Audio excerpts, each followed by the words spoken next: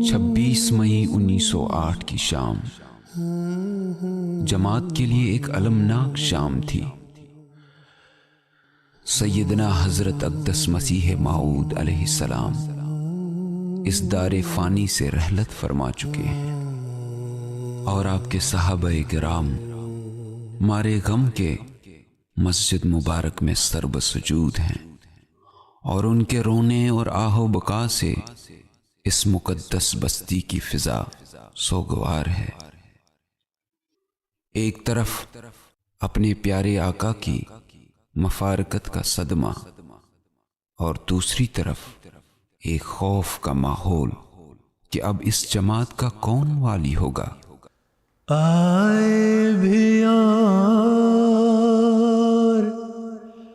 آ کے چلے بھی گئے وہ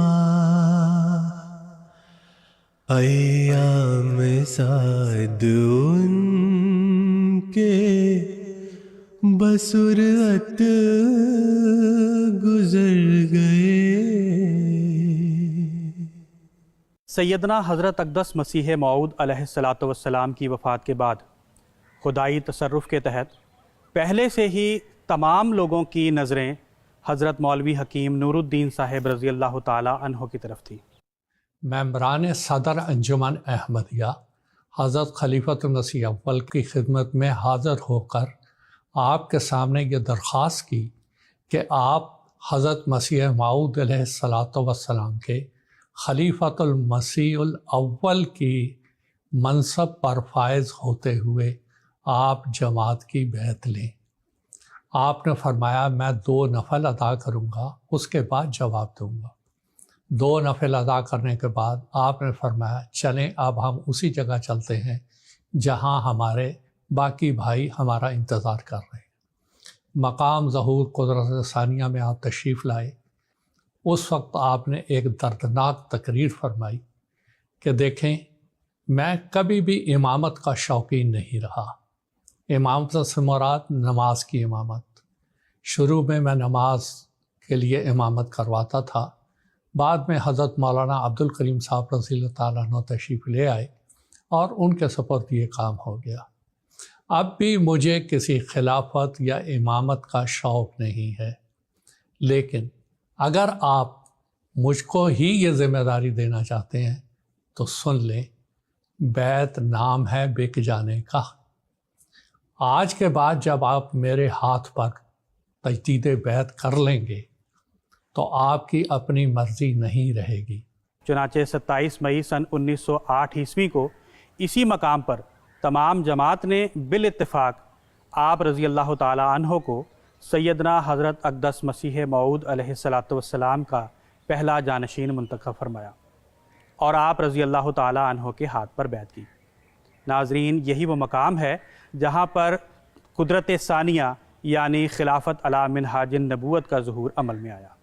چہ خوشبو دے اگر ہر یک ز امت نور دی بودے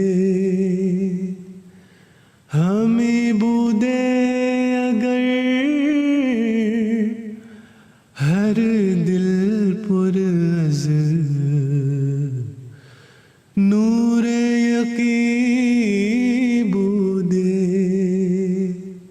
مخالفین احمدیت نے سیدنا حضرت خلیفۃ المسیح الاول رضی اللہ تعالی عنہ کے منصب خلافت پر متمکن ہونے کے بعد جماعت کو توڑنے کی ہر ممکن کوشش شروع کر دی۔ جماعت کے قادیان سے اخراج کا زہریلا پروپیگنڈا پھیلایا گیا، احمدیت کے ارتداد کی افواہیں اڑائی گئیں اور ہندوستان کے مختلف مقامات میں جماعت کے خلاف جلسے بھی کیے گئے۔ سیدنا حضرت اقدس مسیح موعود علیہ السلام کے بعض ماننے والے جو اپنے زوم میں اپنے آپ کو جماعت کی رہنمائی کرنے کا اہل سمجھتے تھے یا سیدنا حضرت اقدس مسیح موعود علیہ السلام کی قائم کردہ انجمن کو خلافت سے بڑا سمجھتے تھے، ان کا ظہور بھی خلافت اولیٰ کے دور میں ہی ہوا۔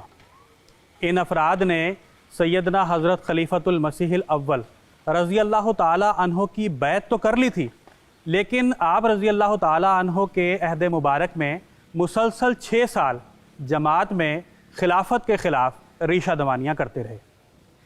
اس کے بعد جماعت کے اندر یہ سازشیں شروع ہو گئیں اور یہ باتیں شروع ہو گئیں کہ خلیفۃ المسیح کا مقام کیا ہے، اس کے اختیارات کیا ہے، کیا انجمن وہ خلیفہ سے بالا اور اعلیٰ ہے یا خلیفہ وہ اعلیٰ اور بالا ہے۔ بعض ممبران صدر انجمن احمدیہ یہ سمجھتے تھے کہ یہ ایک جمہوری نظام ہے، جیسے جمہوریت میں صدر مملکت ہوتا ہے اور سارے اختیارات وزیر اعظم کے پاس ہوتے ہیں، اور اسی طرح ہی یہاں پہ بھی ہونا چاہیے۔ جب حضرت خلیفۃ المسیح اول رضی اللہ تعالیٰ عنہ کو ان اقاویل کا پتہ چلا تو آپ نے سختی سے منع کیا کہ خلیفہ وہ نبی کا قائم مقام ہوتا ہے، اس کا جانشین ہوتا ہے، انجمن لاکھ انجمنیں اس کے ماتحت ہوتی ہیں، اور انجمن کو ہر وہ حکم ماننا ہوگا جو میں ان کو بحیثیت خلیفۃ المسیح کہوں گا۔ خلافت کے من جانب اللہ ہونے اور خلافت کے مقام اور احترام کی اہمیت کو افراد جماعت کے دلوں میں راسخ کرانے کی غرض سے اور خلافت کے متعلق حتمی فیصلہ لینے کی غرض سے سیدنا حضرت خلیفۃ المسیح الاول رضی اللہ تعالی عنہ نے جماعتی شورا کا حکم دیا، اور اس حکم کے بعد تقریباً 200-250 نمائندے سیدنا حضرت خلیفۃ المسیح الاول رضی اللہ تعالی عنہ کے حکم کے مطابق 30 جنوری سن 1909 عیسوی کی رات تک یہاں قادیان پہنچ گئے۔ آخر فجر کی اذان ہوئی، حضرت خلیفۃ المسیح اول رضی اللہ تعالی عنہ نماز پڑھانے کے لیے مسجد مبارک میں تشریف لے آئے۔ اللہ تعالیٰ نے آپ کو الہاماً سورہ بروج کے پڑھنے کا حکم دیا۔ اس کے مطابق آپ رضی اللہ تعالیٰ عنہ نے اس کی تلاوت بہت ہی خوش الہانی اور سوز و گداز اور درد سے کی تو مسجد گویا ماتم قدہ میں بدل گئی۔ خود حضرت خلیفۃ المسیح اول رضی اللہ تعالیٰ عنہ کی آواز بھی شدت گریہ سے رک گئی تو تمام جماعت رکت سے نیم بسمل سی ہو گئی، اور چند سنگ دل لوگوں کے سوا سب کے دل کثافتوں سے دھل گئے، اور ان میں خشیت اور تقوی اللہ کا نور چھا گیا۔ یہ ایک آسمانی نشان تھا جو خلافت کی تائید غیبی کے لیے ظاہر ہوا۔ اس نماز کے بعد ایسا محسوس ہونے لگا کہ اب کسی کے بھی دل میں خلافت کے خلاف کوئی منصوبہ باقی نہیں رہا ہے، لیکن جیسے ہی سیدنا حضرت خلیفۃ المسیح الاول رضی اللہ تعالی عنہ گھر تشریف لے گئے، عمائد انجمن نے یہ لیکچر دینا شروع کر دیا کہ اب سیدنا حضرت خلیفۃ المسیح الاول رضی اللہ تعالی عنہ اس بارے میں کوئی تقریر نہیں فرمائیں گے، اور انہوں نے یہ اعلان کیا کہ سیدنا حضرت مسیح موعود علیہ الصلوۃ والسلام کی جانشین اور خلافت اور جماعت کی جو حاکم ہے وہ انجمن ہی ہوگی۔ اس کے بعد آپ نے سب کو مسجد مبارک کی چھت پر جمع ہونے کے لیے کہا۔ آپ اوپر چھت کی طرف تشریف لے گئے اور آپ نے فرمایا، میں اس مقام اور اس جگہ کھڑا ہوں گا جو مسجد کا حصہ میرے آقا نے تعمیر کروایا ہے۔ آپ نے وہاں کھڑے ہو کر ایک تقریر فرمائی اور ساری جماعت کو فرمایا، یہ بات اچھی طرح سے سمجھ لو کہ خلافت یہ قرآن کے احکام کے مطابق ہے۔ لا یستخلفنہم فی الارض، مجھے کسی انجمن نے خلیفہ نہیں بنایا ہے، مجھے اللہ نے خلیفہ بنایا ہے۔ انی جاعل فی الارض خلیفہ، اللہ کا فرمان ہے کہ میں خلیفہ بناؤں گا، کوئی دوسرا خلیفہ نہیں بنائے گا۔ میں اللہ کا مقرر کردہ خلیفہ ہوں اور رہوں گا، اور انجمن میرے ماتحت رہے گی اور میرے احکام کے مطابق اس کو کام کرنا ہوگا۔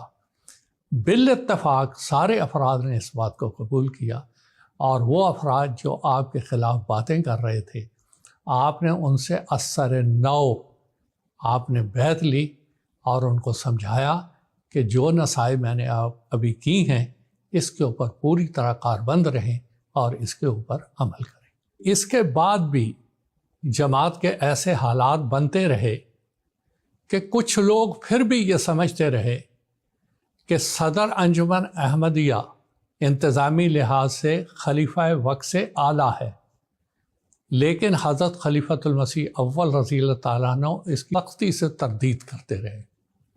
یہ ساری وہ ریشہ دوانیاں تھیں جو جماعت میں پھیلائے جاتے تھے، اور جب ان لوگوں نے دیکھا کہ حضرت خلیفۃ المسیح اول رضی اللہ تعالیٰ عنہ کی وفات کا وقت قریب ہے تو انہوں نے پھر جماعتوں میں بعض خفیہ ڈائریکٹ کتابچے اشتہارات وغیرہ بھیجنے شروع کیے اور یہ پراپاگنڈا شروع کیا کہ خلافت کی اب کوئی ضرورت نہیں ہے اور اس کے لیے انجمن ہی کافی ہے۔